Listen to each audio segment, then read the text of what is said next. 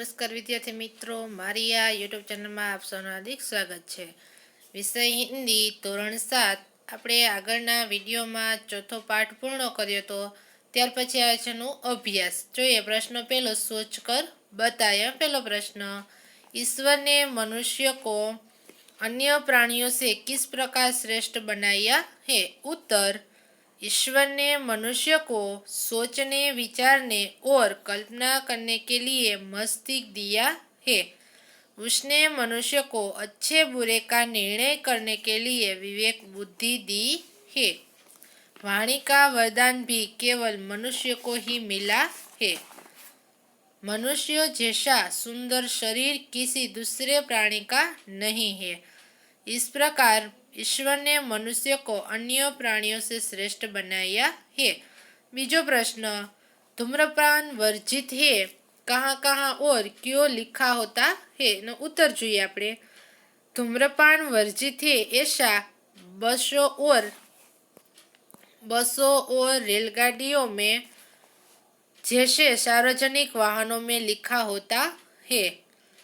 अस्पतालों, सिनेमागृहों और दवाखानों में भी धूम्रपान न करने की चेतावनी दी जाती है।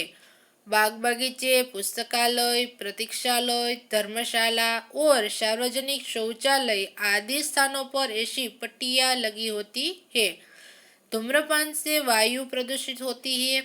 प्रदूषित वायु में सांस लेने से छाती और फेफड़े की कई बीमारियां होती है। इसीलिए सार्वजनिक स्थानों पर धूम्रपान की मनाही की जाती है। तीजो प्रश्न જોઈએ, फूल सबको अच्छे क्यों लगते हैं। नो उत्तर જોઈએ, फूल रंग बेरंगे होते हैं, उनमें से मनभावनी सुगंध निकलती है। फूल प्राकृतिक गहनों का काम करते हैं। फूलों के तोरणों से स्थान और फूलों की मालाओं से मूर्ति की शोभा बढ़ जाती है। फूलहार का उपयोग विशिष्ट व्यक्ति का सम्मान करने में होता है। अपने इन गुणों को और उपयोग के कारण फूल सबको अच्छे लगते हैं। चौथो प्रश्न જોઈએ, लोग कहाँ कहाँ कतार में खड़े रहते हैं। उत्तर, लोग ट्रेन, सर्कस, प्रदर्शनी और सिनेमा के टिकट के लिए कतार में खड़े रहते हैं। राशन की दुकानों से राशन लेने के लिए भी लोगों को कतार में खड़ा रहना पड़ता है। लाइट या टेलीफोन के बिल भरने के लिए भी लोग कतार में खड़े रहते हैं। बस में चढ़ने के लिए भी यात्री कतार में खड़े रहते हैं। शहरों में मॉल में की गई खरीदी का बिल चुकाने के लिए कतार लगती है। बैंक में लोग कतार में खड़े होकर पैसे जमा करते या निकालते हैं। इस प्रकार लोग आवश्यकता के अनुसार अलग अलग स्थानों पर कतार में खड़े रहते हैं। ત્યાર પછીનો પ્રશ્ન જોઈએ ત્રીજો આપણે બીજો પ્રશ્ન।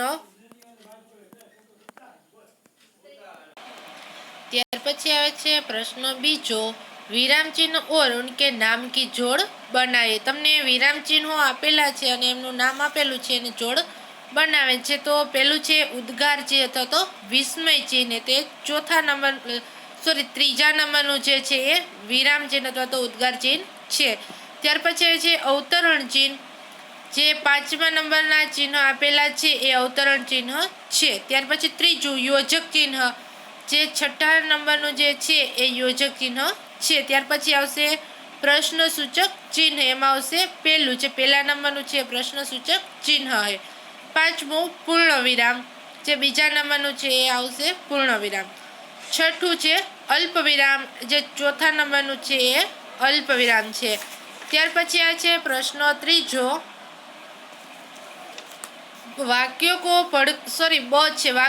पढ़कर उचित विराम चिन्ह का प्रयोग कीजिए। वाक्योने જોઈ વાંચી અને તેના યોગ્ય વિરામ ચિહ્ન મૂકી અને ફરીથી લખવાના છે। પેલું જોઈએ આપણે, ફૂલ તોડના મના હે, તો એમાં આવશે ફૂલ તોડના મના હે, એમાં પાછળ આવશે પૂર્ણ વિરામ। બીજું, વાહ કિતના સુંદર દ્રશ્ય હે, એમાં વાહ જે આપેલું છે એમાં વાક્ય આવશે વાહ, પછી આવશે અવતરણ ચિહ્ન उद्गार है तद अवतरण है। त्यार पछी आवशे कितना सुंदर दृश्य है पूर्ण विराम। त्रीजू बसों में लिखा होता है धूम्रपान वर्जित है। आवशे बसों में लिखा होता है अल्प विराम अने पछी आवशे अवतरण चिन्ह में आवशे धूम्रपान वर्जित है अवतरण चिन्ह पूर्व अने छेल्ले पूर्ण विराम। चौथुं छे धारा रात दिन पढ़ती रहती है।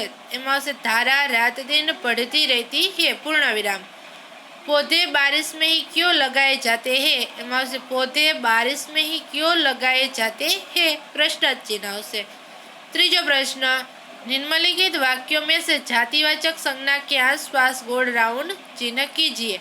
એટલે જે વાક્ય આપેલા છે એમાંથી જાતિવાચક સંજ્ઞા માં ગોળ રાઉન્ડ કરવાનું છે। તો જોઈએ વાક્ય મનુષ્ય અન્ય પ્રાણીઓ से શ્રેષ્ઠ है। એમાં મનુષ્યમાં આવશે મનુષ્ય છે એ જાતિવાચક સંજ્ઞા છે તો મનુષ્યની ઉપર ગોળ રાઉન્ડ કરવાનું છે। બીજું શિલ્પાને 4 પૌધે લગાએ એમાં પૌધે છે એ જાતિવાચક संज्ञा છે तो पौधा ऊपर राउंड करवानुं छे। त्रीजू शहर के लोग सुबह शाम टहलने जाते हैं। शहर ए जातिवाचक संज्ञा छे।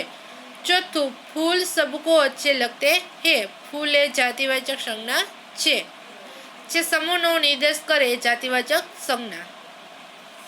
चौथो प्रश्न लखवानो नथी। त्यार पछी पांचमो प्रश्न परिच्छेद पढ़कर प्रश्न के उत्तर दीजिए। तमने एक परिच्छेद आपेलो छे एना नीचे प्रश्नना उत्तर लखवाना छे। जोईए आपणे आप शुद्ध हृदय से इस बात पर विचार करें कि माता मातृभूमि और मातृभाषा का आप पर भी ऋण है।